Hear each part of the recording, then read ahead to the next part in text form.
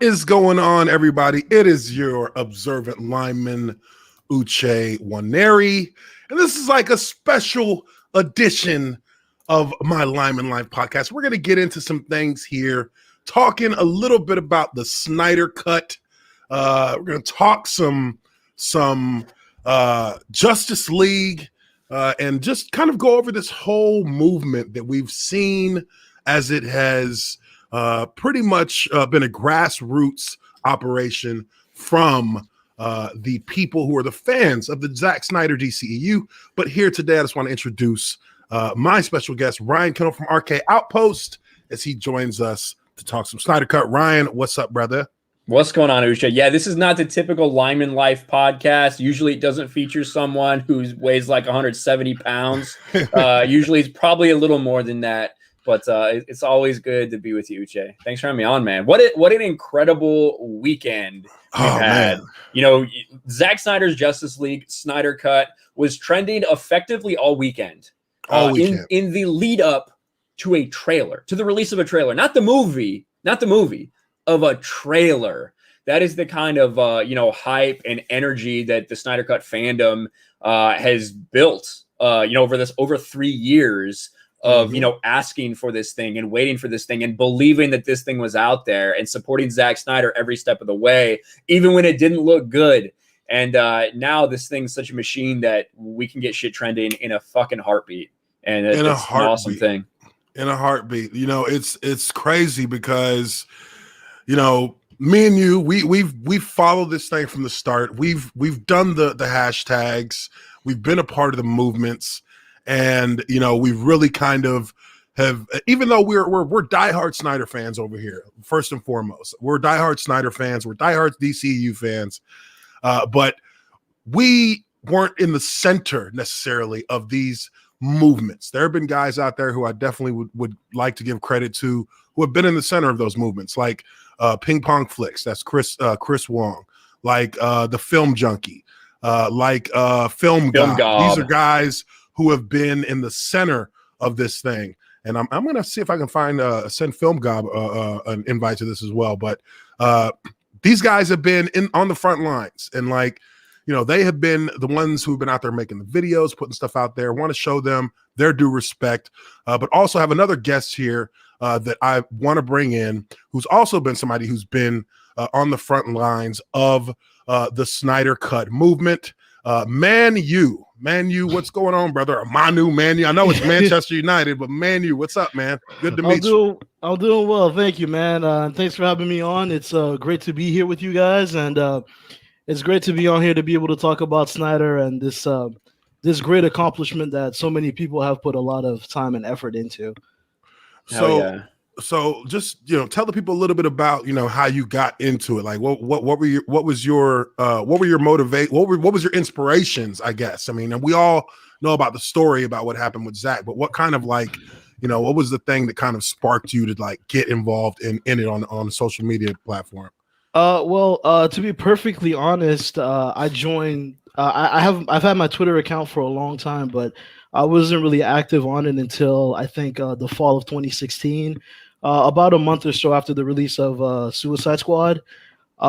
It was just most people in my circle did not enjoy these DC films, and I kind of had to go out into the ether to find other people who enjoyed them as much as I did. And I was so happy to find this burgeoning community of like-minded people who love Batman v Superman as much or not more than I did. And that's really when it started. We just started breaking down that movie and try to see all of the levels and the storytelling that was taking place in Zack's work. And we were just completely taken aback and awed by all the little details that we kept seeing. And we were all excited to see Justice League. We kept hyping it up, even though, as news kept coming out from behind the scenes, Joss Whedon coming in, Junkie XL being taken off and replaced with Danny Elfman.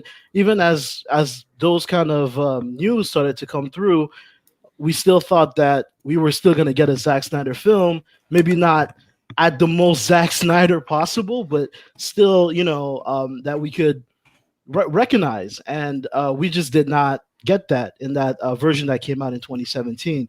So that if that's honestly what started this motivation, is just that the story was not complete, and we wanted to see what happens next. And so many other things took place, and it just felt like this is something that we had to do. No, of course, man. And it's funny because, and I don't think I've ever told anybody about this, but I went to watch BVS when it released on opening night. I was actually able to get I was able to get a part of that promotion from WB where you could go in, you could watch it.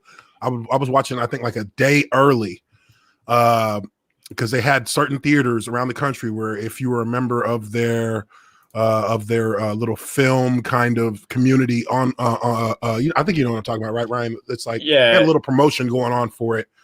I was able to go watch it, and I watched it in IMAX, and I actually came back to my house and like recorded a review of the movie. And I mean, I've never done nothing on YouTube or anything like that at this point. This is Do you have that on the channel somewhere? You know what? I don't. I'm trying to remember where. Like, that's how like completely out of character for me at the time that this was. Like, I did a recording and like I posted it online, and I'll try and find it. But I was that hyped about it, and even knowing before going into the theater that 30 minutes of this movie was cut out because of reasons, quote unquote. I still found a way to enjoy it, even though I knew that there was a lot of issues. And again, when you're a fan of this type of thing, you can find a way to enjoy the art of it because it's something that you've been looking forward to, but you don't look past necessarily the parts of it that are problematic. And like you said, the more that we found out about how WB interfered with this, the more that you began to see that something really fucked up was beginning to find its way into this entire universe. And the malpractice of management with the WB executives continued to grow after that. And just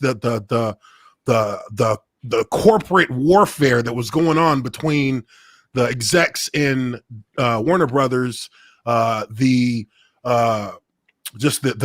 newer execs who were brought in from DC, like Jeff Johns, and they're mounting kind of just opposition to everything that was going on with Zack Snyder and everything that he had brought to the table with his vision. It really began. I think that was the point for me where I was like, I became invested in being like, okay, they're trying to fuck this guy. I want to see what he's trying to do. I want to see everything he's trying to do. Hopefully they won't touch Justice League. And then we saw what happened there. And it's more than just a story about the executives, right? Because we're seeing in all forms of media right now, whether we're talking about entertainment, whether we're talking about gaming, whatever, there is this reciprocal relationship between studios and like the access media. Yes. It's just there, right? So like the media now, instead of, I feel like, telling fans what they should know, what is in their best interest to know so that they can make a decision, instead, it's just another outreach for the studio. The studio feeds them what they want to say. Not necessarily, hey, this is on a paper, this is what we want you to write about. But it's like, if we want to keep getting the access, if we want to keep our close contacts with the studio, then of course we're going to say these type of things. And that plays a huge role in this, because Zack Snyder's been a target from the media for forever. And that definitely ramped up in the lead up to Batman v Superman, the aftermath of Batman v Superman, and continues to this day. It does. As people continue to lie about this movie that still doesn't exist, supposedly. Yeah, and you're absolutely right, Ryan. We had to deal with a lot of that, especially in the early days. A lot of what we had to try to do was it felt like we were educating a lot of people, trying to make them understand why we believe that this cut exists, why we believe that it's out there. And a lot of it, we were met with a lot of more pushback than we expected. Every news outlet and every media member called us so many things, cultist, and that we were crazy. We didn't know how films were made, and so on and so forth. Anything that could discredit us or make it harder for us to achieve what we wanted. I really think that that has a lot to do with that this access media is just an extension of the studio's wishes at this point. And I think that for fans, people that love these characters, that love these worlds, it's kind of heartbreaking to have lost our voice in a way, because it kind of seemed like what we wanted didn't matter anymore. Or what we felt did not matter. What mattered was, what would bring the most financial whatever to the studio, and not what the fans wanted. And I think that that's also what you got to see in this movement. It was a way of fans fighting back to get their voices in some way. Yeah, and that's great. Uche, you brought up a lot of people. Like, there's a lot of different parts of the fandom, whether you're just someone who likes it and enjoys this movie and is like tweeted one time about it, or like, or whether you're one of those people. There are Twitter accounts just dedicated to this. Obviously, Fiona is the mother of this movement, effectively. Fiona Zhang, her dedication and belief in Zach and everything that has happened since then. She's wonderful. I've known her for quite a few years. I've known her for a while. I knew her before this whole thing started off, and just being able to see how she's grown into this role, how she's taken it with so much grace and with just so much commitment. She's just so great and inspiring, and she's such a kind person as well. And I really hope that people get to see that side of her as well. She's a wonderful person as well. And she's not immune from the attacks from these people. No. Like, literally, they were trying to get her just a few weeks ago. It's disgusting, honestly. It's been going on for years, to be perfectly honest. She's had to take a lot of backlash over this, because she was our voice. She was the face of things for so long, and she was really put through a lot, and a lot of it was really unfair. That's interesting, like, and again, like, being somebody who's been a part of it from the hashtag standpoint, and as a fan of it, that's surprising. Well, I guess it's not surprising, but it's interesting to hear, a little bit about, more of the origin of that movement when it comes to the individual who's been at the front of it, like her, like who's been somebody who actually is kind of credited with being the face of it and starting that movement. It's crazy, because I've talked about this. I talked about this morning with Midnight's Edge, where we were speaking on a number of different topics in pop culture right now. And one of the one comment I made about just how things have become, kind of artificial in way of how the media presents a narrative in the Hollywood space, when you're talking about times where, like, for instance, with the MCU had a time for about 10 years where they kind of set the entire tone of comic book movie films. So they had the media, Disney had the media's ear, and had the most influence over the media when it came to their movies and how they were received, and also when it came to how their competitors' movies were received. And you kind of felt that and saw that with the differences in how the DCEU movies were received critically, and how they were received, or how the MCU movies were received on the other end. There was a little bit of a difference in that, because of the path that the MCU had kind of set. And now here we go, fast forward about 4 or 5 years, and it feels like, at least to me, that because of this movement, it's starting to kind of bring back balance to how the public receives different movies for different fan bases. Now, you look at the situation like with how they actually got the Snydercut to get greenlit, and I think that you can see that AT&T was looking at it, one from a money standpoint, which I think we can agree they were looking at a way to try and boost HBO Max, but also they saw that there's truth to the movement of the Snyder Cut. that there is a viable, collective that does want this and that has wanted it for years and has been consistent. And that was the doorway into getting this thing greenlit. But now with everything that's gone on, this past weekend has really brought us to somewhat of a crescendo in this movement. And that is the Snydercut, Zack Snyder's Justice League trailer, which I want to really kind of go through this and just kind of frame by frame, kind of take this thing and break it down and just kind of give it its due so we can have a nuanced discussion about some of the things in the trailer that we're looking forward to when the movie drops. But before we do that, I want to bring in one more guest here. Got somebody who has been a huge supporter of the Snyder Cut, and also as I met him for the first time yesterday personally. Now I get to bring him in on my stream as a member of this panel. Mexican Iron Man, how are you doing, my good sir? Hell, my good brother, and also a fan.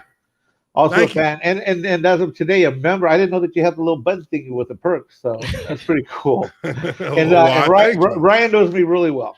I do. I've never seen you out of character though. I always wear the iron. Well, you know what it is. I'm gonna have a little fanny moment. So I was following the hit. Wait, we're up. Oh, there he is.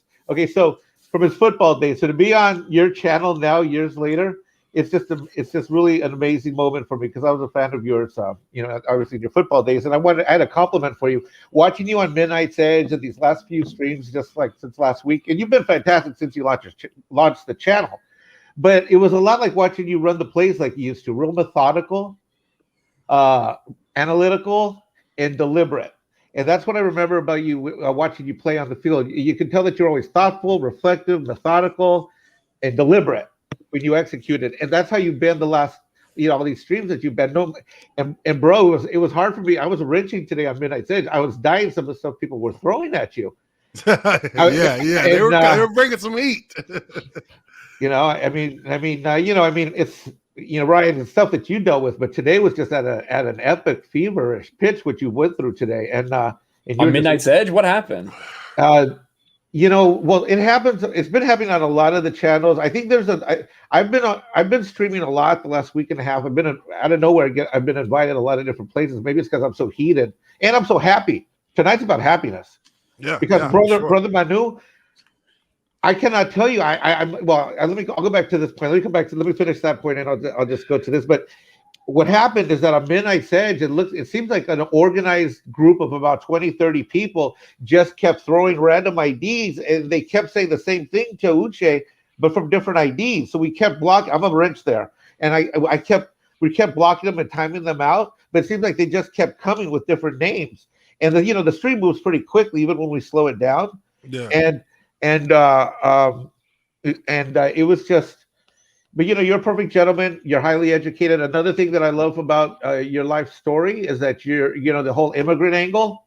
I'm Mexican American, and I think you're an amazing American story. I really think you are, and you don't talk about that as much as the other stuff I noticed, but. That's one of the reasons why I followed you, back in the days. And I thought they were going to pick you up. You were, whenever I saw an interview, you mentioned that one where you took a lot of heat, but you were very articulate. I thought for sure you'd get a commentator offer once you got on the free market, but I guess, look, man, I really appreciate it. You're too smart and honest, I guess, for the network. I appreciate the kind words, man. I appreciate that for sure, Yeah, I mean it from the bottom of my heart. I really do. Yeah. I mean, I'm a Nigerian. My parents are from Nigeria. My family came here with nothing. And, they are the American dream, as far as I'm concerned. And what they've done here. I lived in Nigeria for a few years, man. Oh, yeah? What part? I lived in Lagos for 5 years. Okay. Lagos. Yeah. Man. So some of my closest friends are Nigerians, man, to this day. Nice. Let me get this super chat real quick. The Greg, $5. He says, Uche, why does TB12 has as many rings as you have years played? You know what? The Greg, I was told that this was coming yesterday when we were doing the Mario Kart stream on Geeks and Gamers, or gaming on our Gaming with Geeks channel, and Star Wars Theory told me because I think you did a super chat on his as well, where you said the same thing. So I was waiting on this one. Fuck Tom Brady. But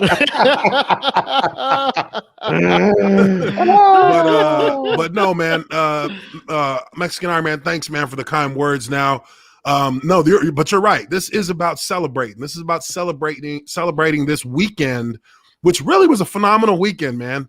It was a phenomenal weekend. I was, I wasn't sure, how, I guess the lead up to the trailer dropping would play out. Because I guess for a few weeks, we knew it was going to be on the 14th.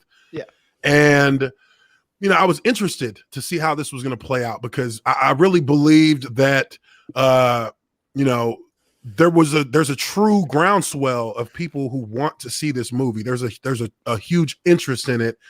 And without having that advertising arm from Warner Brothers itself, how is this going to work? Because, it really just seems like Warner Brothers in general wants to sabotage this the movie. They want the movie to do as bad as it possibly can for HBO Max. But, it was really, it really made me happy. And it really kind of lit a fire in me. Like, to be truthful, it lit a fire in me after the first two teasers, because it was just like, how did you not want to let this man drop this movie? How did you guys find a way to destroy his vision? Like, how could you do that to somebody who poured as much that we could see that he poured into this movie just based on the teasers alone? Yeah. And at that point for me, I decided I'm gonna go ahead and I'm gonna tweet something, and I'm gonna put something out there, because I was just, when I saw the picture of Darkseid, I started getting really heated. I started getting really I was like, you know what? No. I'm gonna tweet something out. I'm gonna tweet something out, because these motherfuckers need to know. Okay, I brought you a present too, by the way. They need to know. Yeah. Let me share this. Yeah, the Y'all dark can side. see where this shit started for me. Yeah, the Darkseid thing has that was really something. Me and a few members of that movement started a podcast together a few years ago. We were called the Film Exiles, and we still are. There's still a new podcast being released as we speak. But we were able to find out about the Darkseid. That Darkseid was in the movie, and that Ray Porter was voicing him. Yeah. And we were able to let the movement know years ago. Yeah. And just the idea that Darkseid had been in the movie, that Darkseid had been cast, really lit a fire. I didn't know that came from you guys, but I remember when I found that out from a buddy of mine, and I was like, no way. Okay. And then, that's one of those things that you're like, okay, maybe someone knows what they're doing over there. Maybe there actually is someone who knows what they're doing, because to me, well, let me tell you my moment. My moment was, did any of you guys go to that what time was it at? I think it was like 6 or 7 in the morning West Coast. It's like 8 or 9 a.m. East Coast when he hosted his mini viewing party from his house. That Snyder had, when he was he had it set up. I can't remember which streaming service he used, but it was on Vero. It was on Vero. That's right. Vero. And to see the look in his eyes, like that the joyful, happy look. Yeah. That no media person could take a messed up picture of him and make us like, oh yeah, no wonder they kicked him out. Just to see that joy in his eyes, a guy our age, a guy who's you could tell he was so happy. It's I felt like he was almost I felt like a kid, and he was bringing me a present underneath the tree, and I knew I was going to get to open it. Not that moment, but at some point in time, and just to hear him as he took us through, that the movie was just phenomenal. And I'm like, oh my God, this thing's gonna be. I just knew that day. I said, I know that this is going to get finished. I know it is. And, are you talking about the Man of Steel or the Batman v Superman one? Batman v Superman. The BBS. The Batman. Yeah, that was the first one. And the BBS. Oh, the BBS one. I'm sorry, I didn't say that. That's the one at the end where he's just at the very end, he's like, man, someone should really make a sequel to this. Yeah, that's the one. That's the one. That's the one. Yes, Yep. yes. But I'm like, it's gonna happen. I literally, I remember, I was like, "Ugh!" And I felt that peace, and I'm like, you know what? It's gonna happen at some point. I don't know when. And then there's of course taking all the heat. I mean, I haven't heard you guys talk about that, but how much heat have any of us taken when we brought this topic up from anybody, anywhere? There's always somebody who kind of has that side eye about it, right? And me and Ryan have been on a number of streams with people in our own like YouTube groups where we're just, as soon as someone mentions the Snyder DCEU, we're ready to talk about it, and then it turns into an all-out argument, all-out war on the stream. And there's nothing wrong. Like I acknowledge that, like, these movies, Zack Snyder's movies, I don't think they're for everyone. Like I really don't. You know what I mean? Like, because I think agree. That. And that's okay. It's okay. You know what I mean? It's not like he's making it like I talk a lot on my channel about when people try to get rid of their base audience to sacrifice to try to get some new one, whether it's a focus on like identity politics or things like that, right? But I think that Zach's focus is people like hardcore comic lore fans, right? Mm-hmm. But then also at the same time does expand it out to get like more mass interest. Yeah. But there is definitely some people that just they want that kind of more colorful Marvel type of movie that we have right now. And they got that in 2017. And my argument and the argument of many others in the movement is that there's no reason why both can't exist. There's no reason why Marvel, what Marvel does is successful and it's great, but why can't Zach's approach to these heroes also work and be great? I think that was really frustrating. It was the fact that it felt like everything had to be on this like only one way of doing things. On that one lane. Yeah. And that's what was so frustrating to so many of us. So I definitely agree with Ryan when he says that these movies aren't for everyone, but there is still a large fan base that love what we've got from Man of Steel and Batman v Superman and wanted to keep seeing more. And seeing this trailer that we got on Sunday, it just made everything worth it. It made every day, every tweet, every event plan, it made everything worth it. And it looks incredible because we knew that Snyder was going to bring it and he brought it. Yeah. Yeah, I just lost so much respect for Uche because he doesn't use dark mode on Twitter. You gotta use dark mode on Twitter. Like, well, you gotta use dark mode. I didn't even know there was a dark mode. I'm new to this Twitter. No, leave him alone. I'll change it once I stop sharing this one. I'm just kidding. But no, this was the tweet for me where I felt this was my, you know what? That's your tweet. That's motherfuckers tweet. Yeah, that's me. You. That's me. I would have been real. I saw that and I cracked up. I laughed out loud. I laughed because he misspelled Jeff John's bitch ass name. That's why I laughed. I thought he did it on purpose. I came down here and no, I don't give a fuck. I spelled your name wrong. So what?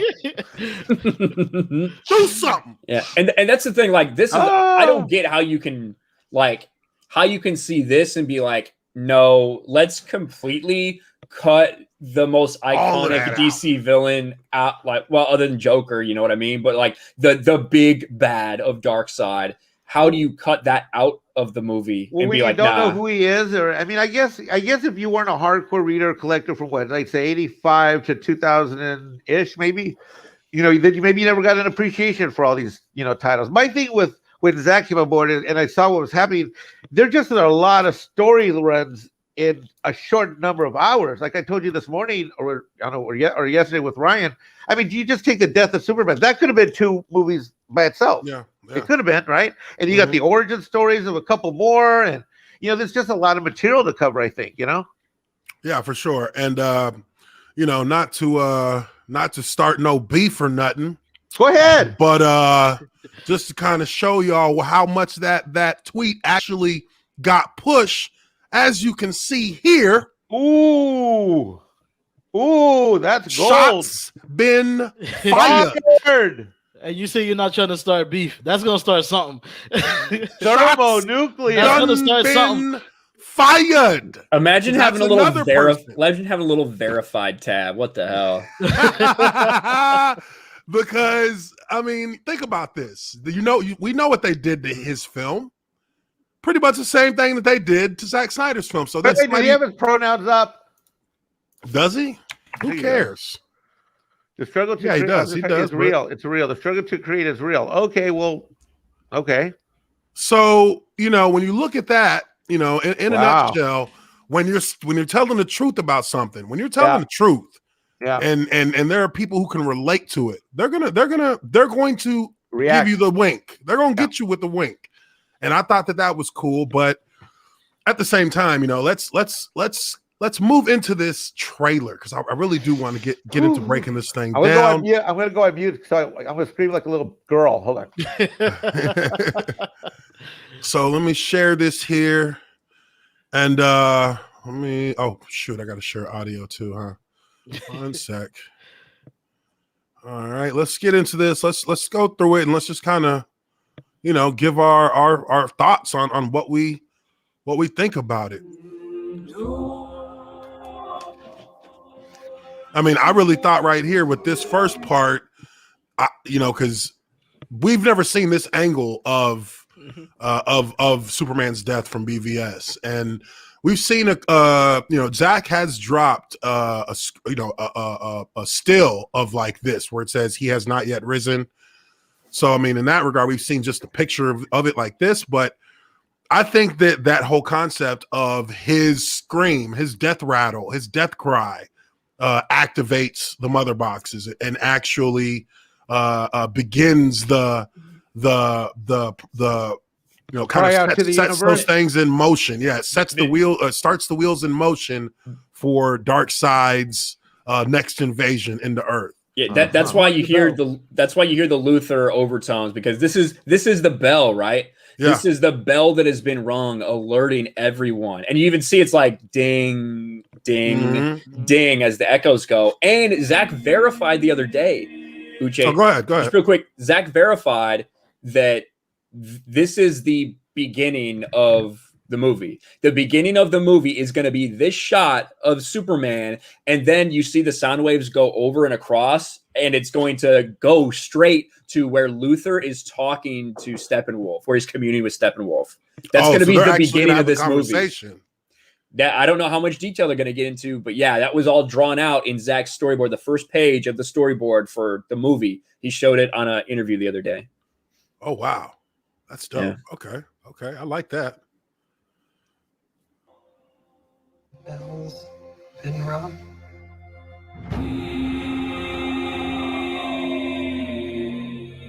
But in the dark, among the stars. I mean, that's dope right there. This is how it's like spreading out. I really love how it's really pushing that this is a sequel to Batman v Superman. Yes. Yeah, While the other Justice League that came out felt like it was almost embarrassed that it was coming out after that movie. This really feels right from the beginning that, this is the continuation of the end of that movie.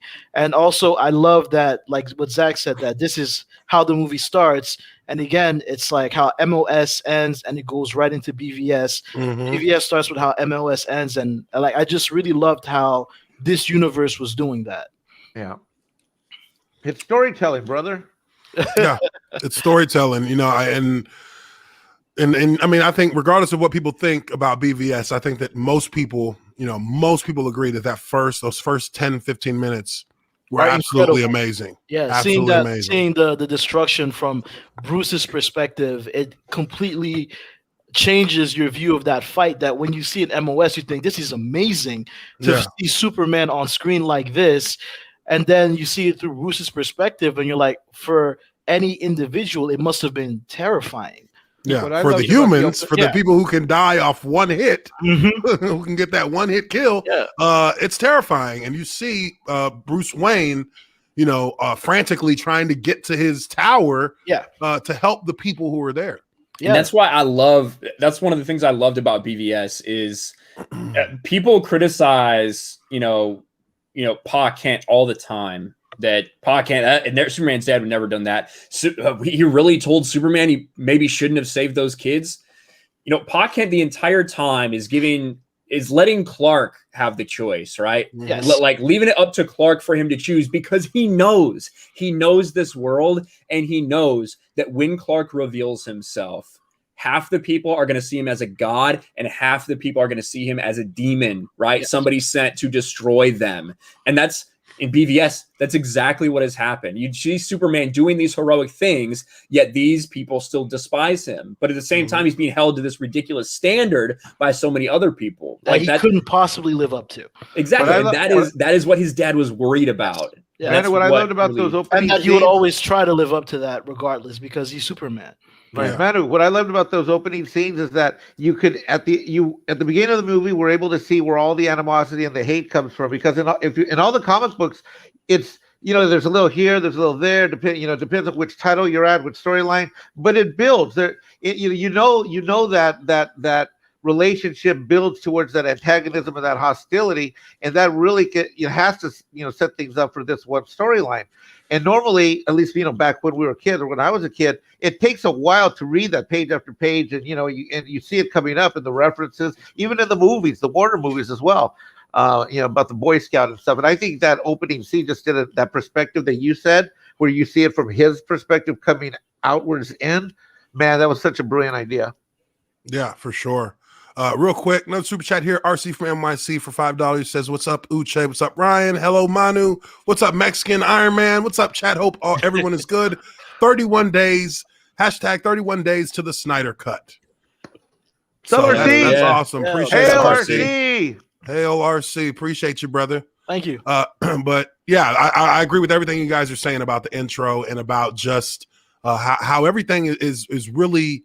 There's a good consistency and continuity when you're looking at his movie, at Zach's versions of things. I had a dream. Oh, that's that shit right there. That's my favorite shot in the whole trailer. Hey, that one. That shit was so tough. That's. And I think that this is him going to talk to Joker that we see at the end. Yeah, I agree. So that's one thing.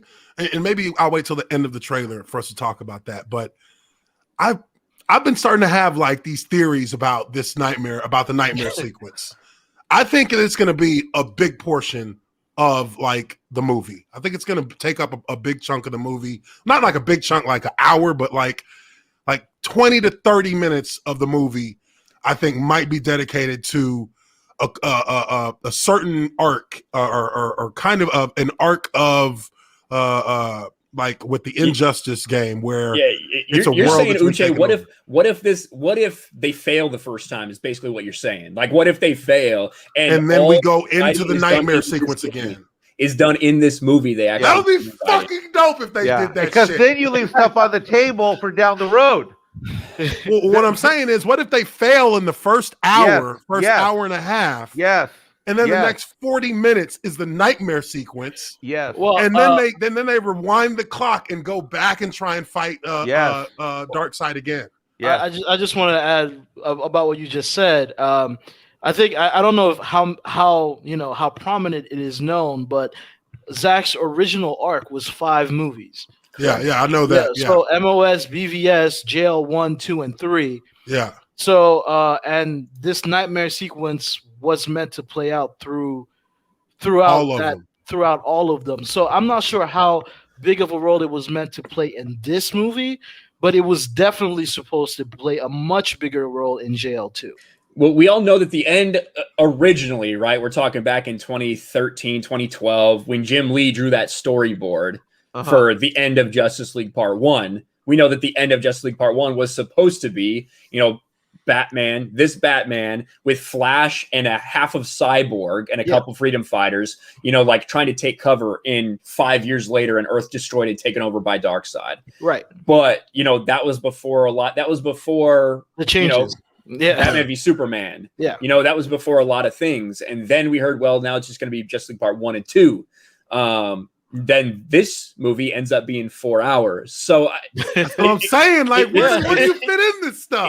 It's crazy to think that we've gotten so many teases about this movie and so many reveals, and we still have no idea what the fuck's going to happen. We have no idea. That's You know, true. it's crazy because, you know, and one thing you hear from people who want to hate on this shit they're saying, oh, it's there's only like a couple of little things that look different. It's the same movie. Even if that's true, that's only 2 hours. Yep. So what about the other 2 hours? What's all that going to be? I mean, you don't And have enough. Zach- There's Zach- not enough background noise to fill in every character's story with 2 more hours. And Zach did say that he's not using any of the footage that Wheaton did, and Wheaton filmed a whole lot. He did film a whole lot. So only about 15 to 20% of Zach's movie was used in the Interesting. theatrical cut. Yeah. So that's so around less than 30 minutes, basically. Yeah. From stuff Zach shot. God, that's just so There Batman. are so right many there. I love nuggets it. that we're gonna find. I mean, I'm telling you, I'm just gonna sit there and I'm gonna over replay. I guarantee there's gonna be so many nuggets. Whew. I mean, the landscape. Almost like a premonition. Because there's people. Attacked him. There's that looks bad. There's people that are Yeah. saying that Wonder Woman. There's rumors that Wonder Woman is like that part is after they defeat Steppenwolf, and Like like she sees, then she and they finds, see Darkseid through a boom tube. That is like her going to do find out more shit about do him. some I don't- research. I thought that it occurred after Steppenwolf basically demolishes the Amazons, That's what I think too. and Yeah. that they send out the Arrow to warn her, like she does in the theatrical cut. Yeah. But instead of her just seeing the Arrow and going to see Bruce, she actually goes and finds this she finds the history lesson, and that's when we go back and we Yeah. see the history lesson ourselves for the first time. God, That's what I personally think is going to happen. There's been so many whispers and rumors from people about it because we don't know, man. Yeah, we just don't. But yeah, man, it's crazy because I'm just thinking about all of from BVS to Justice League, to now Snyder Cut. BVS was cut down by 30 minutes, and if you compare frame for frame Ultimate Edition to theatrical edition, the movies are in 2 completely separate orders. Like the order of in the chronological order of how things happen in the theatrical version is literally like completely backwards from how it happens in the Ultimate Edition. Like the Ultimate Edition has those multiple storylines that are moving from the beginning to the end, whereas in the theatrical cut they've taken parts out of the middle, moved them to the front, parts out of the front, moved it to the middle, parts out of the back, moved it to the front. Like, Bro, the best thing I ever did is I played them at the same time. I would go. and it's like, wow, like the story doesn't make any damn sense in the theatrical cut. None. You're like, well, wait, how did that happen? How did they get to that? And then in the Ultimate Edition, 30 minutes of which actually, if you look at the 30 minutes that's extra in there, there's 2 plot lines that are completely cut out of the theatrical cut. That's the refugee woman and how she was coerced into helping Luthor. Yes. And then Clark Kent and his actual investigation of Batman to determine whether or not this was somebody who's really working in the best interest of the people of Gotham. Yeah. and, Like, and the parts one of for Lois's Luthor- Luther actually operated in like a literal 180 from how it is in the theatrical. Well, you just see like you said, with understanding the whole setup for basically the opening sequence where Superman saves Lois and they frame him for killing all of those people there, like what the entire Capitol meeting is all about and really centered around. And this is Luthor has created all of this. Yeah. Like he has manipulated every single person to be in exactly the right spot for this entire thing. And I think that the Luthor we saw in this, I've been saying it for a while. I get that a lot of people don't like Jesse Eisenberg as Luthor. And I hear that because he doesn't have the look until the end of the movie, and he doesn't act traditionally like the way we think Luthor would. I feel like it's an origin for Luthor, right? Yes. Again, Luthor Jr., right? Yes. But this is an origin for him, and like he is some hot shot. He's literally so fucking smart. He's manipulated everybody to do everything he wants, but at the end, he loses. Yeah, and I that is like to I me don't know that's how to lose. And he loses and mentally. that's gonna be like a humbling and a turning experience for him that turns him into this like hard fucking person who is just like who is brutal and like takes no shit from anybody and will do anything to win versus Superman. That's how I see that story starting. Yeah. So I get it. That was the beginning of his arc. Like, and he goes from this arrogant, completely self-absorbed billionaire, a philanthropist, whatever you want to call him, who has this hatred for any god figure, any figure who is looked at as a deity. He hates them because his father was that to him, and his father beat him down. Yes, and that little line where he says, "We should do something together, Bruce, with your such and such research enterprises." That just flippant, just the fact to have that in the movie harkens back to the comics, and yes, it's an origin story, and it's rejection, and it's all that, and there's hatred. It's all right. Well, fuck you. I'll just fucking kill you then. Superman, come here. We'll fucking kill that motherfucker. Uche, I gotta get going, Uche. I'm sorry. Okay. I got something to do in like 5 minutes. But thanks for having me on, dude. The Snyder Cut is coming, regardless of what anyone said. And I'll say this: a lot of people saying, "Oh, it's a cul-de-sac," blah blah blah. There's a lot of pushback from a lot of people at Warner still who do not want this to happen, but people told us for years that this was never happening. They're saying the same thing now about any future Zack Snyder content in the DC universe. Yeah. So I'll just say, look at the last 3 years and tell me that it's impossible. If you want it, keep asking for it. If HBO Max is not available, this won't be available in your area internationally. Ask for it. Ask for it in the replies. Ask for it from Warner. Ask for it for HBO Max, because this thing is going to be huge, and I don't think this is a one-off, guys. I don't think they're going to invest this much for just a one-off. So that's my thoughts. But I'll talk to you guys later. Manu, nice meeting you, man. Great meeting you, Talk Ryan. to you. Thank you. Mexican Iron Man, always good to see you, buddy. See you on the next stream, brother. All right, talk to you guys All later. right, brother. All right, Peace. guys. Yeah, I think everything that Ryan's saying there is dead on. I mean, if you really, and I tweeted this on Saturday, talking basically about, if there's any way that Warner Brothers or the people at AT&T believe that this will satisfy people after seeing this movie to the point where they're fine with there not being another one, then then Jor-El was right. You're a pack of fools, every last one of you. And that's the truth. Yeah. Because if this thing blows the way that we all believe it will, then AT&T is going to see that, and they're going to have to make a decision. Yep. We might have to do another one of these. Or three. Or three. Or three. Or three. Or three.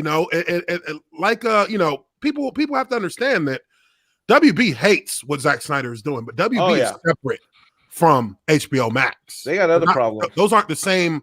Those aren't the same thing. Yeah. And I didn't realize that really until AT&T. I found out about how AT&T actually made the call and told WB, shut the fuck up. Zach, you got this? All right, let's do it. And that's where it got greenlit. But like Ryan said, nobody thought this was going to happen. People told us that it didn't exist. They're like, it doesn't exist. Yeah. They said there's no Snyder cut. There's no way it can be real. Zack didn't shoot all he wanted to shoot. He worked on his scenes with Wheaton, blah, blah, blah. We heard it all. But again, my take on it is always these situations are incredibly fluid. Whoever's in charge is always going to make the decisions that's going to bring them the most money. So if they feel that there is financial incentive in continuing the Snyderverse, I don't think that they'll blink before they invest more. Yeah, no, I think that they've got to be. I would think that they might be even thinking about these things right now. I think they should be. Because of the buzz. They have to think about this it. This guy he's not getting any help. He's not. None in promoting this. No help, and that's the shit that really makes me furious. He's getting no help outside of HBO Max to promote this thing, and he's still trending on all of it. Do you see the trending numbers? Yes, dude, he is massacring this shit. Here, let me look real quick. Hold on. I think last I saw. Hold on. Yeah, see if you can pull that up for us, Mexican. Let me go. But it's crazy because he has 4 different things trending at one time. That's how much there was Granny Goodness, Joker, We Are a Society, Snydercut, all of that, all at once. Snydercut, Zack Snyder's Justice League, Joker. These are all trending at the same time. Dark Side. Like they weren't doing none of that with Kong ain't doing that. Kong ain't doing that. So to me, the simple fact that they left him on his own to handle this, and he said, you know what, fuck y'all, I got this then. It just shows the strength behind him from the community, from the comic book fans. Because I mean this is his vision. And he's put it out there for everybody to see, and it's glorious, and people respect it because when it wasn't respected, we saw what we got. When people didn't respect it, we saw what they did to him, and when we saw what they did to him, and people thought that they were going to get something better because you have somebody like Joss Whedon in there redoing the movie, we see what we got. We got some bullshit. We got some straight bullshit. So, that being said, let's get back to this. My Lord. Yeah. Oh, damn it! Damn it! We're gonna be pausing every we kind of have to because that shot of him without the armor is incredible. It's just incredible, and I think that it shows. I think this is Desaad right here, right? Yeah, it is. I think so too. And that's the monolith that we saw in the theatrical cut. Mm-hmm. But we didn't really it wasn't really used to do anything. But now we're seeing that it's a communication device that is communicating with Apocalypse with. But I think that it really does a great job of showcasing Steppenwolf's desperation. Like right here, he's on his knees. He's asking to be accepted again. You can tell. Yeah, he's trying to get back into the good graces of Apocalypse. And I think that that's another element of this movie that we did not get. Another storyline. It's going to be a more multi-dimensional villain. And it gives him a motive that you can kind of relate to. Yeah.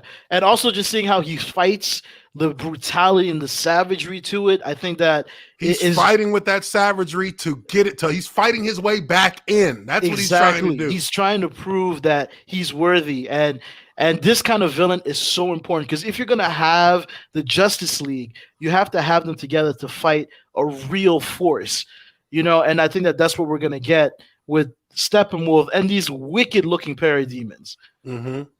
And just once again, I appreciate everybody who's here on the channel. Make sure you smash that like button. My channel is a sports channel. So as a professional football player, I've gotten into this content creation on the sports end. But I will be creating another channel that deals specifically with pop culture and movies, TV, all the things of that like. So I just felt I had to do this today because I'm such, I've been I've always been a huge fan of Snyder and been drawn into this world and this community. But I as an athlete, those are like two kind of different topics, two different angles. So I hadn't really jumped into doing a lot of videos on this stuff on my channel just because I didn't want to take away from the focus of sports. But with this Snydercut official trailer, I said, you know what, I got to do a stream to break this thing down. And then I'll, in the next, before the movie actually drops, I'm going to be starting up another channel that focuses mainly on pop culture because I've got some things that are basically in the works now that I think are going to be really huge. People are going to enjoy it. But Drunk 3PO, Ucha! 13 million. Drunk 13 3PO. million views. Whew. 13 million views, right? Yep. I think that their social media reach has been like 50, like somewhere around 50 million, maybe, I think. Yeah. I'm not sure. There's a lot of people are viewing it on Twitter and so on and so forth. There's a lot of views there that aren't counted. That's just the YouTube total, I'm guessing. Yeah. Mm-hmm. Yeah. Right, wow, that's still a lot, man, for the 18 hours. Jesus. Yeah, on the HBO Max page, that only has that has less than 1 million followers. I think that subscribers. I think that this HBO Max page has 534,000 subscribers. Exactly, which and I this think video got 13 million. Yeah, that's 13. Go ahead. That's just proof of the reach of this thing. Like, people are interested, people are invested. Yeah, and the movement will market the hell out of this thing. and I tweeted about this as well. You know, this was #1 trending all day yesterday on YouTube. It was like the entire day, all the way until I tweeted at like 2:30 in the morning that it was still #1 trending, and now it's #4. But this thing has, and I mean, just listen to these numbers. We're now at 1 day, right? This is like 1 day. 13,692,779 views, 403,000 likes to 11,000 dislikes, 49,160 comments. Yeah. I mean, this is buzz that you get from a $250 million, tent pole blockbuster with 150 to 200 million in marketing behind it. And that's the kind of stuff you get. Wow. There's been so much curiosity built around this thing. People will watch it. Just general audience members, fans, haters. Everyone is going to watch it just to see what this thing is about. There's going to be people watching it who love it. There's going to be people watching it who think it's okay. There's going to be people watching it who don't like it. There's going to be people there's going to be people hate watching it. Yeah, they're going to be watching it just so they can tweet, "Oh, I hate this shit. Exactly. I hate this part. I hate this. That's stupid. Look at this. It's stupid." That's what it's going to be. Everybody, and that's fine for HBO Max. Yeah, right. Let me back up just a little bit there. But there's an attack coming. My lord. This world will fall. Damn. God damn. I love I love the axe wielding and how it like becomes electromagnetic. The sparks that fly off when he hits something. That's legit. Like that to me, and I don't remember seeing this in the theatrical. Like it looks like it's charging up as he's starting to swing. I'm pretty sure it was not doing that. No, it was not. It was not. It was just a straight normal axe. It didn't have this. Nope. Boom! And he swings that thing with conviction. Yeah, that's another great shot. Yeah, this was another great shot. We got some of that underwater battle in the theatrical cut, but I feel like we're gonna get a lot more here. And I think that I've looked at it a few times. I feel like there's like a difference in the CGI in this scene as well. It just looks a little bit more like fluid or something. But yeah, because it's not. It doesn't all have one filter on it like the other movie did. Bring down the charging bull. That's my favorite line in the trailer. Alfred's charging bull line. That's just Chris Terrio writing at its best. Yeah, no, I agree, dude. This was a huge line in the trailer. How do you know your team's strong enough? If you can't bring down the charging bull, then don't wave the red cape at it. I mean, that's so Alfred, though, right? Yeah, it really is, and just the way that it like kind of like syncs up with the music and with the visuals of the trailer. It's just again like I can't wait to see this movie because Snyder really seems like he's on his game. He kind of feels like he has something to prove as well. Yeah, for sure. I agree with that. I think that really is. I think that he hit his stride like fully. I think that really the whole group, him, Chris Terrio, who was the other one? That was I think it's William Beal. I think he was one of the writers credited for Aquaman as well. I want to make sure I got his name right. Okay. Yeah. Well, it's. I think that they all really felt that they were working against the powers that be with WB. So they had to bring their best to the table because they were already kind of getting, they're already having to make compromises because of the way that WB reacted to BVS. So they decided, in making those compromises, they, like you said, they had something to prove. They were going to bring their best for Justice League, and this is before everything that happened.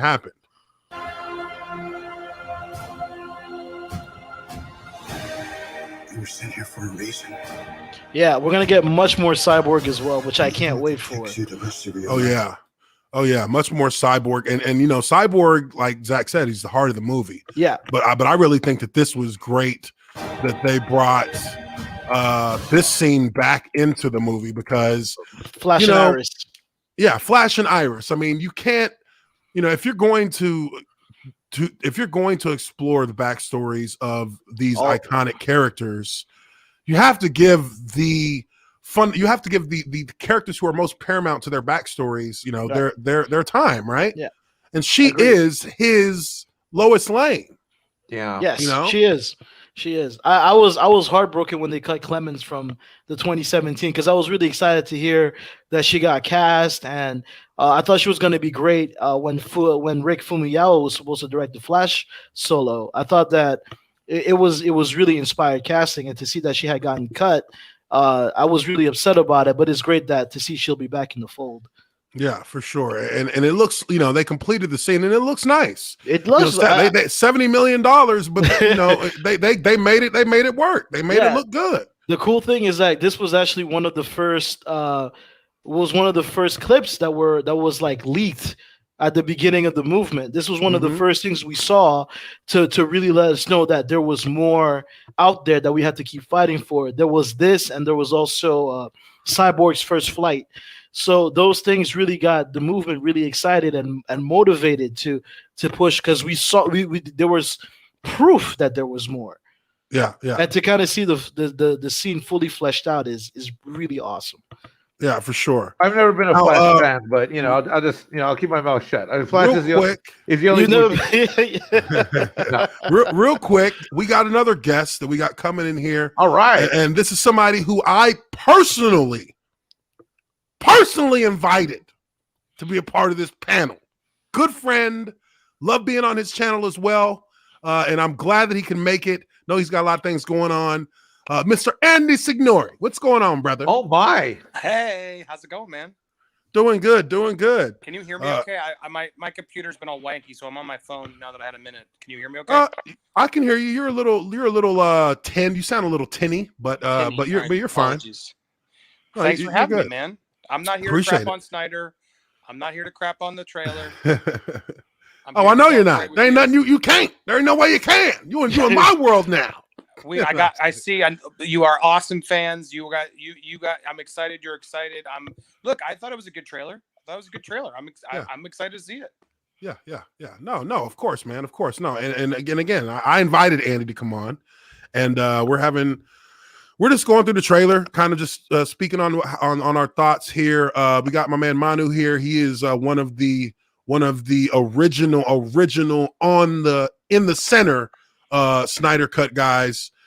He's really really well in with a lot of the people in the community who have been the faces of it. So I appreciate him being here as well. Mexican Iron Man, another one of our great community members who is also involved in a lot of content creation. So I'm really just glad to have you guys on here right now. And Andy popped out, but I'm sure he'll pop back in. I'm just really glad to have you guys on here because, again, like I said, like my channel isn't necessarily geared at this, but whenever there's something that I love and I really have an affinity for, I have to talk about it. So I brought this stream up to really just kind of get into it. So we'll continue going through the trailer here. And even if it takes you the rest of your life. Oh, and the Man of Steel voiceover was a genius touch also. Oh yeah. Dude, can I say that Flash scene was awesome. Why did it get cut? Well, they didn't even finish it, right? They didn't finish I think it's part of that. They wanted to make sure that it was under 2 hours. So there are a lot of things that also got cut to make sure that the film stayed under 2 hours. That Barry Iris scene looks badass, for the record. Yeah, it does. It looks really good. And I remember seeing it when it wasn't fully finished, where it was kind of first steps, the first rough draft of that scene where there was the 3D elements that were still kind of just what are they? It's kind of like the mannequin-ish looking build of it, where they hadn't put in the textures, the colors, thing like that. But it looked, it was a really nice looking, or a nice concept for what they were trying to get done with that scene, and it never got finished until this point. But this here, to me, a callback to Man of Steel First Flight. I think that this is this is part of the things that Zack Snyder really does well when it comes to just capturing a certain imagery. How on to the do screen. a scene. It's like how to do a scene. Exactly. He knows how to capture a scene to where you feel it. And I think this is excellent. And I really and look, I don't want to get into the old old identity politics thing, but this, to me, I feel this on a different level. Because, I mean, truth be told, Cyborg to me is a dope character, and I feel this because this is part of with everything that's going on with Ray Fisher. He's catching some heat, and deservedly so. But at the same time, he's kind of being validated right now with some of the things he said. But his character in this movie was completely like dismantled, eviscerated, bro. They eviscerated him. It was awful.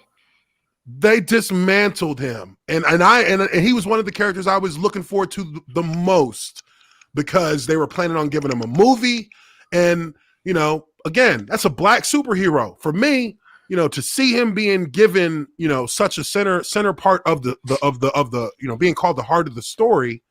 That's cool to me. That's cool. And that's part of why it's cool to me, is because it's a black hero. And it felt like you got something ripped out of you, because if you watched all the other, like, take all the cartoon movies, right? The Justice League movies. He gets so much love. Dude, he there are so many plot lines where he's like the pivotal, he does something, or he says something, or he comes up with a solution, and it's like, okay, boom, bam. And then to see how they did him in this movie, I was just like, what the hell? Yeah, and then in this movie where it's like he was a volunteer intern or something. I'm like, what the hell? Yeah.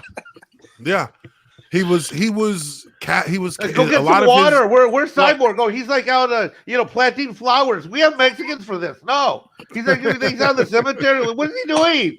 That's the Cyborg. What are you doing? Like, if I saw Cyborg come and I'm out by the church, I'm like, no, go save something. Give me the shovel. I'll do it. I'll get him out of here. Come back later. You can help me lift him later. What the hell? I was literally sitting there, and I'm like, why is he doing this? Oh. No, Andy, what was you about to say? Sorry, I didn't mean to. I'm on a delay too. But I look, regardless of the Ray Fisher drama, dude, Cyborg got screwed in that movie, no doubt, and deserved a way better plot line than he got.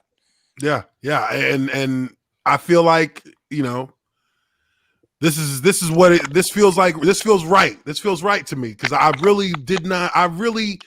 That was a sticking point to me in the theatrical when I watched it. I was just like, damn, like Cyborg. I mean, he gets like a 30-second clip for each scene he's in, and then he's gone. And he was supposed to be a big part of the movie. There's supposed to be a lot of this that revolved around him and his coming to grips with what he is, and him being an important part of trying to change the circumstances for the league as they move forward. But I really, really fucking dig this look too. Just the way that they played from that first flight into kind of him with the trailer. But it's dope. Can I ask a random question? You guys probably know, because you guys are the expert. Oh, Billy Crudup. I'm so glad that he's back. But because I know this is the IMAX ratio. The only complaint was like, that doesn't look good on my TV. So are we getting that if we can't see it? It's IMAX. I think they said it's one screen ratio. Yeah. Yeah, it's one screen ratio. Which, I mean, I get that complaint from some people. Some people like Letterboxd. I mean, I'm just like, just give me the movie. I don't care what ratio it's in. I wonder if they'll give fans the option though to like crop it, because it's like it will, TVs are rectangular. That's a square. It's definitely it's not gonna be as big. Obviously, it's worth seeing in IMAX. Yeah, but I think it's going to frustrate some viewers. Like, hey, why are my sides of my TV all black?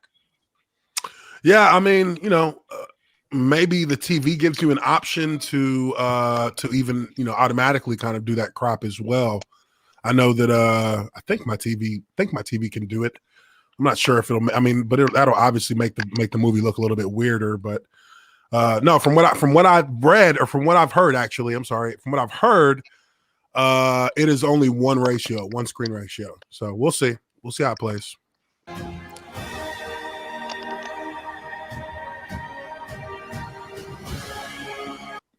I think this right here is is a part that all of us who are screen detectives can tell that this is actually time going backwards, because this street is starting to actually come back together from being destroyed. It starts to actually come back together. So it looked like from there that time was just running back. Yeah. Oh, that shit right there. It will. It has to.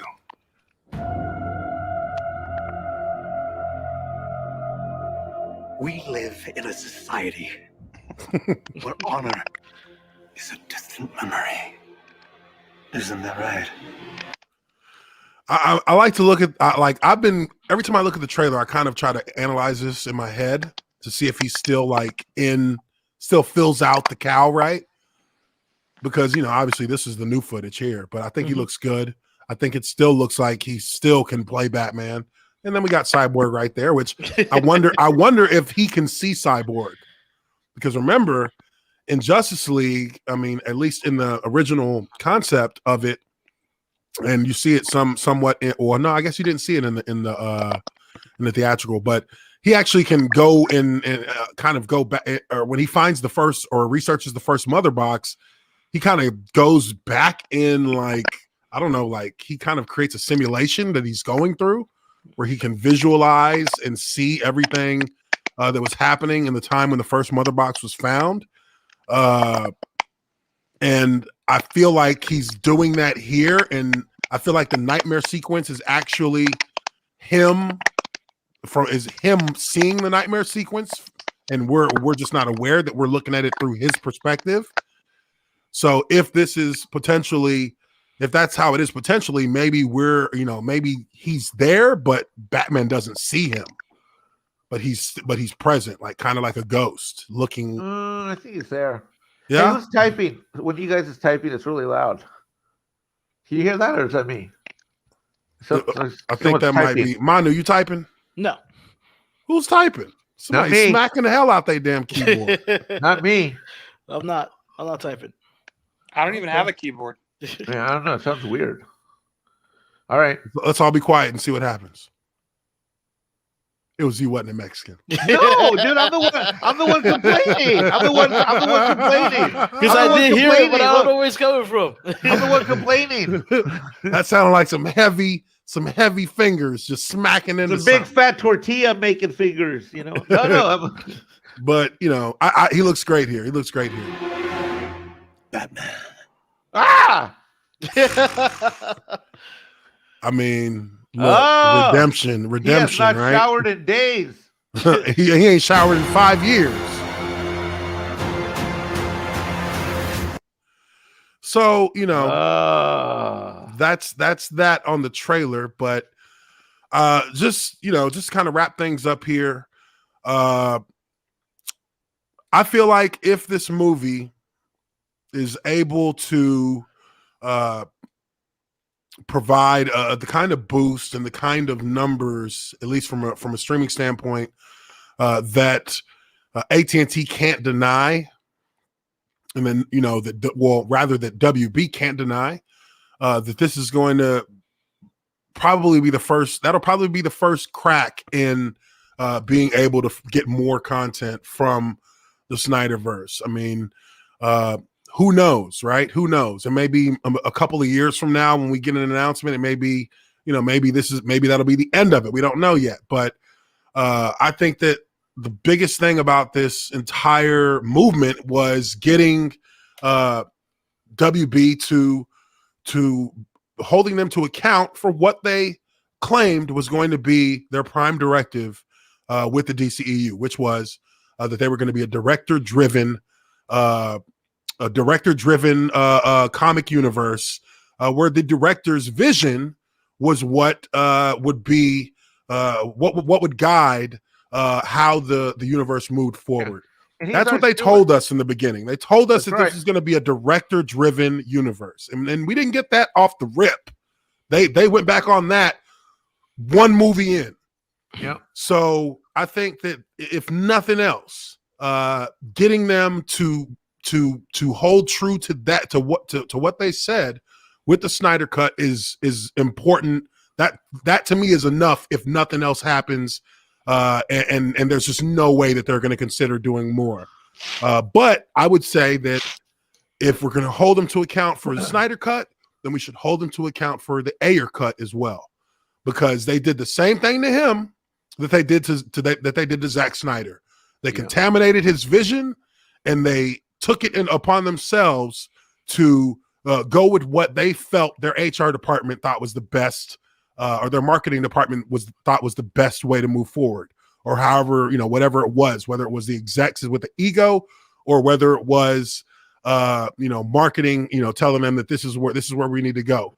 But I think that this could be, a doorway to that, or it could be, just that it could just be finality for all of us in seeing that. But it would still be a massive achievement for the entire fandom of all fan bases in Hollywood, in the movie and pop culture space, because this was people actually being able to move the needle of a corporation in order to get something done in a way that the fans would appreciate. But let me know what you guys think. Manu, what do you think about everything as you've seen it to this point? How do you feel about everything as it is today? I mean, I'm happy that we're getting the Snyder Cut after all this time. I think that it's definitely proves that the voices of the fans does matter and should matter to these studios. If we'll get more of the Snyderverse, I honestly don't know. I know that there's hope from people who've worked on the movie that there will be more if it's well received. That's what I've been told, and I really hope that that's the case. I hope that there's more. I hope that we get to see Justice League 2 and maybe Justice League 3. I hope that we get to keep moving forward into this path that Zack had set forth back in 2013 when Superman was born in Man of Steel. I think that it's been a long and a humbling road for many of us, and I don't think it's over just yet. To be perfectly, I don't think it's over. I think that it's going to take a lot, but I don't think that it's over just yet. Okay, no, I hear you on that.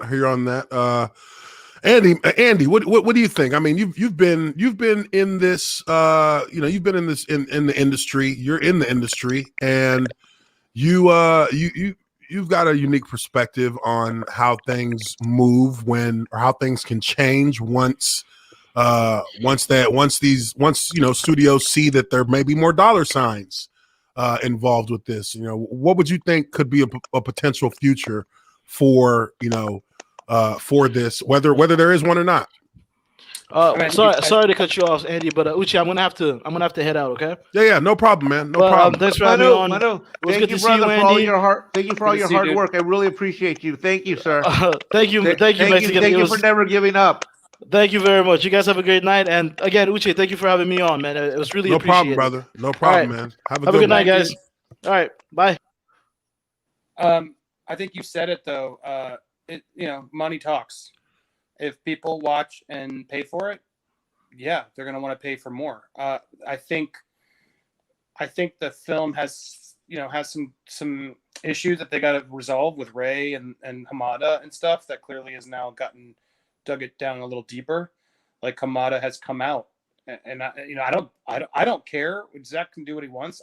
Look, I'm not hating. I didn't love some of the movies. I respect the fans do. I appreciate you letting me in so we can all just be cool and celebrate. But the reality is, I think Hamada has made right. He made it clear when he called it a cul-de-sac, and so it's like that was a shot at Zack. I think whatever it was, there's clearly a war between them brewing, And so I think in order for it to move forward, they got to push him out, get, you know, someone's got to be pushed, something's got to give between those for it to realistically happen. I think at the end of the day, what's going to push that? Money. I think, you know, money will push anybody's allegiance out in Hollywood. We've seen it time and time again. And I've seen, like, people have been forwarding me. There's a lot of Snyder fans who are going to be like buying multiple computer IPs to make sure they want to make sure this really, and I don't even know if that's, you know, but I'm just saying fans clearly want to make sure they buy and see this as many times as possible to really show HBO Max that this is the real deal. So that's what it's going to come down to. And I look, it's a big following. They made this happen. Congrats. But at the end of the day, we'll see. I think there's some stuff they're going to have to address. I think there's still anger and frustration between parties. You know what I mean? Do you disagree? Yeah. No. I totally agree. Totally agree with you. I think that the WB has a big problem right now. I think Warner in general has a big problem because as AT&T took over, took over in that merger, I think that AT&T is beginning to kind of restructure Warner Brothers, and I think that has created a little bit of tension because they're starting to, they're kind of like pushing aside some of the things that WB wanted to do because they're looking for a way to promote their streaming service because they're a service company. They provide services, and so they're more interested in having a platform built around that than they may necessarily be about investment in just massive blockbuster blockbuster and just movie release platforms year in and year out. I think that they want to use Warner Brothers as a movie studio prowess just to serve their streaming service. They're not totally interested in the silver screen aspect of it. And I think that I gotta add something to you. One of the reasons I clicked off a couple times is breaking news. While we've been here since you started, Ethan Van Sciver dropped a video about a press release that just went out from AT&T that they're in talks to sell it to one or two private individuals and spin it out, the comics division, the printing comics division, just the comics. One of the guys who's bidding on it is that guy who owns Diamond. He's one of the three people. This just happened 35 minutes ago. Ethan Van Sciver just dropped a video while we were in here. I was getting so AT&T is trying to sell distribution for. I'm just telling you, Ethan Van Sciver dropped a video. Whether it's true or not, I don't know. But I was getting slammed about a half hour while we were in here, and that's what I kept looking to the side to. But yeah, so we can check it out after the show. But it's basically just the comics. Keep the owning of all the properties and just sell a license to print the comics and the characters. But hold ownership of the license. So I think the reason I chimed in is that supports where you're going. That supports your argument 100%. Yeah, they're trying to find a way to provide to streamline everything into their service, their streaming service. It's so weird. Keep the assets. They could put comics into the app. Like there's ways they could do it. It's just so crazy that they don't see like Batman. It's like, how do you not see the value in this? I guess they don't want to bog down in the specifics. They want to just get the money from someone else and license it. Yeah, it might make sense based on the bottom line. As weird as that sounds. Yeah, I think we just need to get more info. But but your argument is where it's going. I'm sure. I mean, it just sounds so much. And this would, if they really do this, that just supports what you're saying even more, even 100% more. Yeah, and look, at the end of the day, I feel like with AT&T and how they're trying to kind of reorganize Warner, a lot of that, and in doing that, they found a lot of like mismanagement, I feel like, within Warner Brothers. I think they started digging up, old bodies, and they're just like, Warner, the Warner execs don't want that because, with Hamada being kind of placed back, holding his position as the leader for DC Films, I think that they really, truly were trying to, that was something that Warner wanted to keep in order to kind of continue their status quo because of things like the Snydercut, those, and maybe the Ayer cut, and maybe even other movies that got shelved, or maybe other situations with other properties that we didn't hear about, where they kind of, may have done some shady shit to, move people along. Well, AT&T comes in, and now AT&T sees, well, what's up with this Snyder Cut? Why haven't you guys done anything with this? Like, there's clearly a huge demand for it. Warner Brothers is just like, we don't want to. Don't forget, it's a pandemic. They need content. I mean, it all made sense. Yeah. Mm-hmm. The pandemic gave them gave the perfect inlet to be like, okay, well, people ain't going to movie theaters, so we want that Snyder Cut so we can put it on our streaming. And Look, WB didn't. The other thing that I'm not trying. I got to keep it real. Like I see AT&T playing both sides of this like crazy. Like they are pro Zack Snyder and they want the Snyder Cut, but then they're not pro Ray Fisher investigation. Like, yeah, negative press. As much as they want to point the blame to the enabling of Hamada, which look, I don't want to get into it because I obviously am all upset. But why is Jason Kilar not equally as responsible? Like he clearly has and I'm sorry, he has seen everything Ray has shared and done everything, and he's not doing it either. So my point is like, I don't know. I just think it's sad because there are clearly fans who would love to see Zack Snyder films. If Zack wants to do another film for HBO Max, why shouldn't he be able to? All this drama is just so frustrating with the internal everywhere else that it's like, I don't know how you get through it all because it's beyond just now the movies and the money. Like there are serious. Some things are personal. Some things are becoming personal. Beef back and forth that I believe is probably never going to go anywhere. We'll probably never actually get the specifics, and it is what it is. And it's just frustrating to me because it's like, well, I don't know. It's muddying the waters a little bit for me, where it's like I would have loved to have not gotten the deep of the Ray Fisher drama. Just tell us what happened so we can, and so I could feel more confident and being like, yeah, screw Hamada. I don't know what it is. That's always why I'm hesitant. I'm not trying to hate anybody. We can't get the specifics. I want specifics, and so Charisma Carpenter, she came out with specifics. Like that's what. So it's like.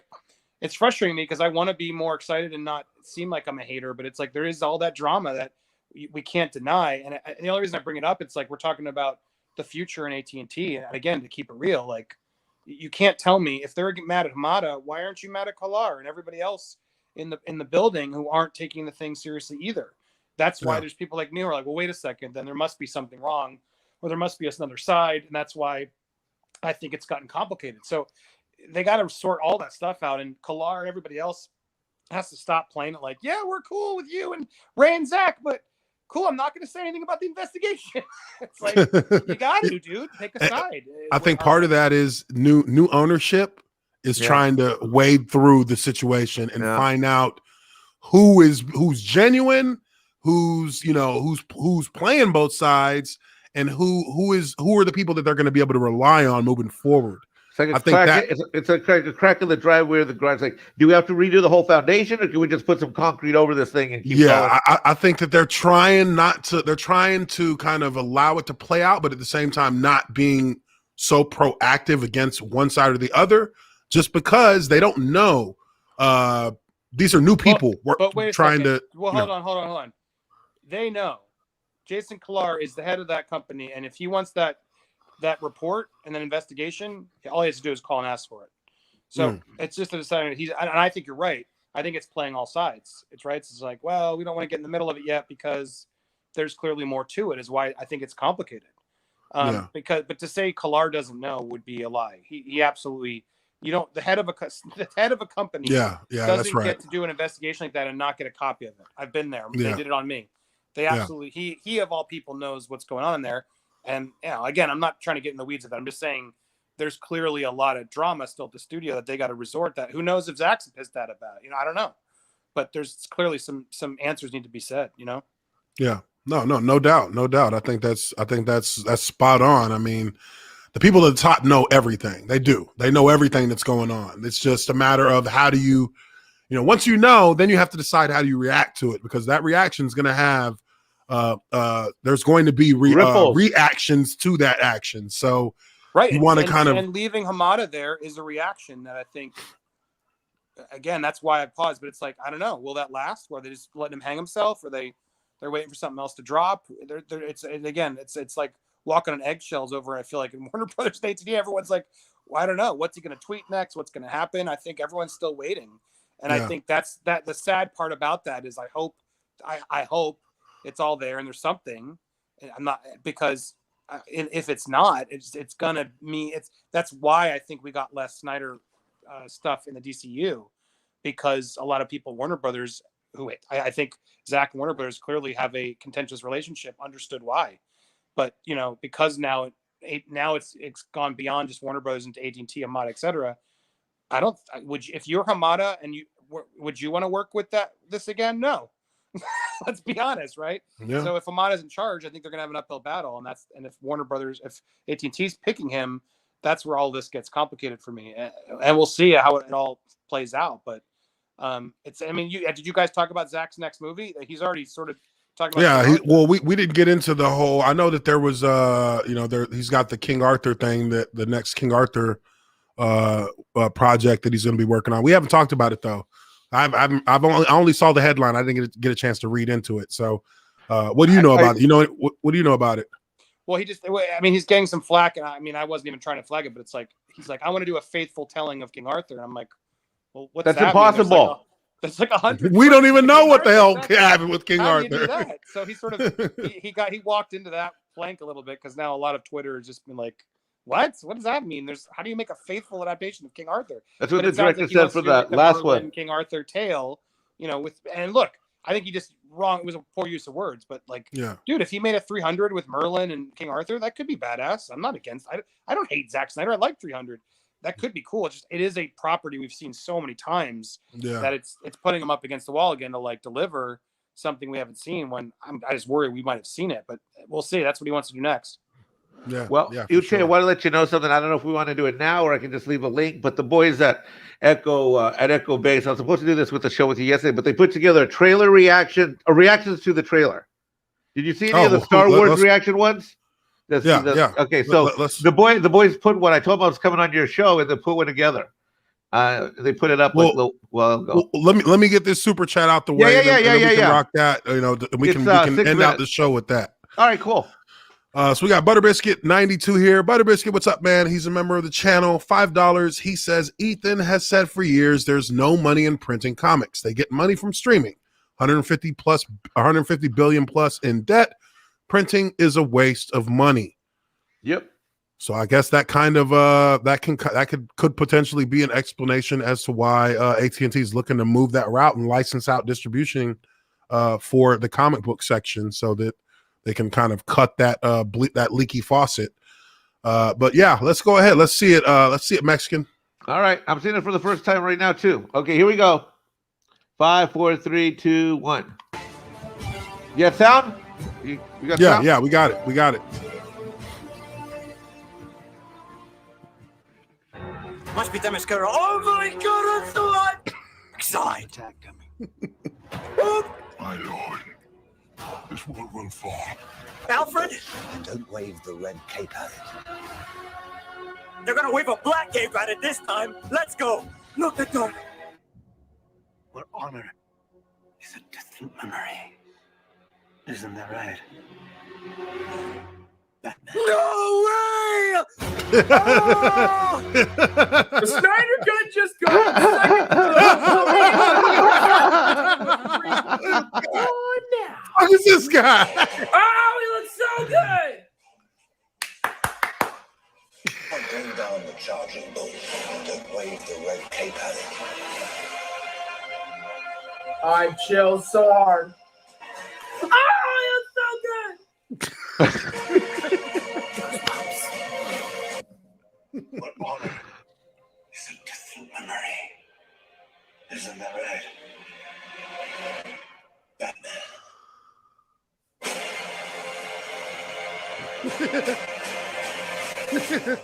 Oh my gosh! Oh my gosh!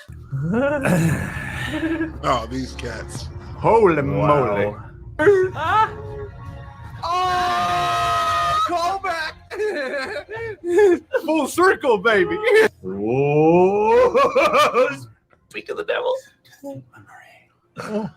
Isn't that right? Oh!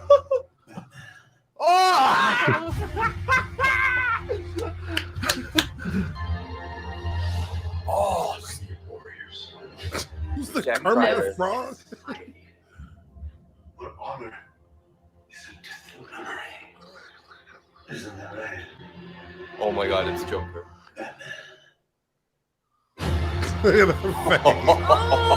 Look at Kermit. Kermit didn't even move. He looks so much better. Yeah. Oh my God, he looks so much better.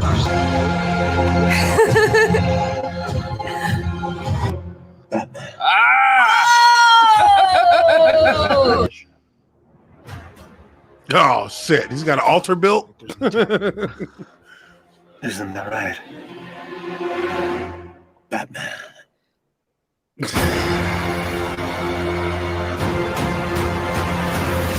not moving. He's not even He's not moving. moving. Move, bro. Move. Breathe.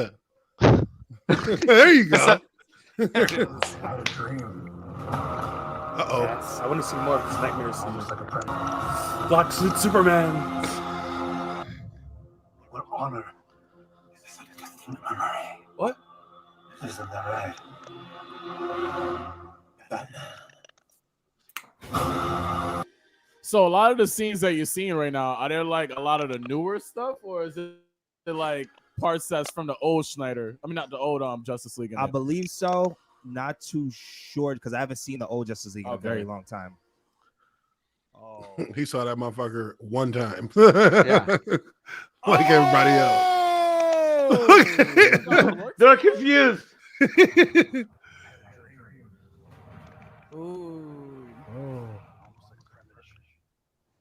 Batman's talking about his dream. I like that. Dreaming. Ooh. I like more Alfred scenes. What the hell's he got on his head? A Ryu thing? What? Kabukin!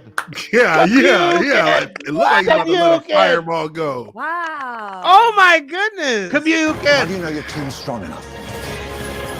If you can't bring down the charging bull, then don't wave the red cape at it. The Superman's like red cape. Oh. Oh God.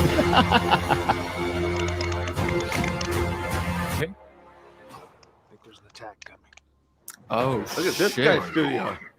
He was ready for this trailer reaction. He got the whole 3D, the whole background. Takes you the rest You're of your definitely life. gonna get that scene. Oh shit! It has to. Did you say sorry? Oh fuck, that's Joker. Isn't that right? Batman. Oh shit! I like this guy. Hey man, you need to bend your brim a little bit, bro. Way too new. That's way too new. You got to give it the old. Even I know that. Yeah. In my 10-gallon hat, I feeling ain't 5 wore a gallons hat flat. since I was 18. I know that. So good. Oh, Leno looks amazing. Of course he's from Britain or Australia. I don't know what to do with his hat. I need Oh my God. I'm building an alliance to defend It is incredible. Is she in the attic? It's a distant memory. Isn't that right? Batman.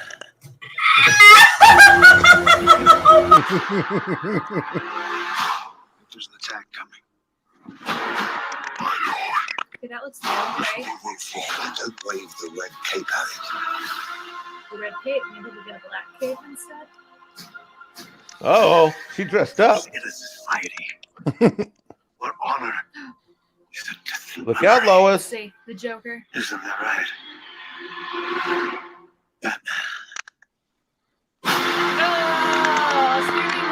That is, I'm hyped to see how that what their little relationship's gonna be. Come on. I had a dream. She in the bathroom or something. Exactly. She got like a It does look like the high maintenance. She's got like a PC in the bathroom. What the hell? That's high maintenance. She's got roommates, probably. Yeah. Visibility takes you the rest of your life. Find out what. It will. gosh. Isn't that right? Batman. Oh my god. They love them bad boys. I can breathe now. I can breathe. Oh my goodness. Oh my goodness. Thank you. Awesome, man. Awesome. Appreciate you playing that. So we want to thank Coach and Nick over at Echo Base Network for putting that together. I told him I was going to come see you. So there's so anyway. Nice. No, but I appreciate you guys, man. I really do appreciate you guys for coming on, being a part of this. Andy Signori, Mexican Iron Man. We had Manu. We had Ryan from RK Outpost. Again, we're all fans of it. To whatever degree we're looking forward to it. It's still a great thing that in today's Hollywood, you can get somebody whose vision was, pretty much, taken away from them, and with the good push from the fan base, a good push for an honest treatment of that person. We got the Snydercut now, less than or just about a month away. And it's going to be a great celebratory moment for everybody in the fandom. So with all that being said, Mexican, let them know where they can find you and where to come check you out and your channel, your content. Well, follow me on Twitter at Mike Knoll SJ. I'll put it out there at Mike Knoll SJ, Mexican Iron Man. I'll pop right up. And in the mornings, I'm on Loki's channel. On the weekends, I'm at Echo Base. Friday nights, a couple times a month, I'm usually at Doomcock's channel. And on Sundays at RK. Hanging out on the panel at RK's stream. And nice. And we'll be watching. I can't wait till you do this other channel that you're going to do. I've loved the stuff you put together, with the plays and stuff. Man, the best stuff. I can't believe ESPN never put a show like that together. That's a great show that you did, where you redo the plays and go over the strengths and weaknesses and all that. I can't wait till you start. My line breakdowns. Yeah, line breakdown. So, I can't wait till you launch the new show. Any help you need, I'll be more than happy to volunteer in any capacity you need, brother. Awesome, man. Awesome. I appreciate that. And I will I'll be hitting you up soon. So don't worry. Andy, let them know where they can find you. And see, Andy's not in his $1 million studio with all the backdrop, with his hat turned to the side just a little bit. You got the real one today. We got the real Andy today. Non-hater Andy. Tired like fuck. No, they know where to find me. If they want to find me, they found me. If they don't want to find me, they didn't. Popcorn Planet is where I'm at these days. He said, motherfuckers, y'all know where I'm at. Need to be announcing shit. Y'all know where I'm at. But I appreciate you bringing me on. That's nice of you. I was like, because I messaged you, like, are you sure? Oh man, dude, but look, always happy to help, man. I'm a fan. I liked our chat on Midnight's Edge. It was good. We got some good chats there, and I'm liking getting back into some of these collab communities. It's fun. But I'm gonna get you back on Nerd Wars too, so stay tuned. Yeah, man, and just for everybody in the chat, this Andy is one of he's a big figure in our online YouTube community for the work he's done in the past. Whether you love him or hate him, it don't mean shit to me. I like him. Whenever I want to bring him on, whenever he wants me to come on his channel, I'll go on his channel. Whenever I want to bring him on here, I ask him to bring him on here, and that's how it'll be for anybody who I collaborate with in the community, because it's not I don't have no boundaries on who I'll have a discussion with about anything. It can be somebody who is vehemently against the topic. We respect each other. Doesn't matter. That's all that matters, right? Yeah, absolutely. And I consider this cat a friend, so it doesn't matter to me if I disagree with him on anything. It's not going to affect how I would treat him in any way, shape, or form. So with all of that being said, I appreciate you guys for coming in. I appreciate the chat and everyone who's here. Make sure you smash that like button, hit the subscribe button if you haven't already done so. And we will catch you all on the next stream. I'm your observant lineman, Uche Waneri, and see you later. Peace out. Thank you, sir. Yes, sir.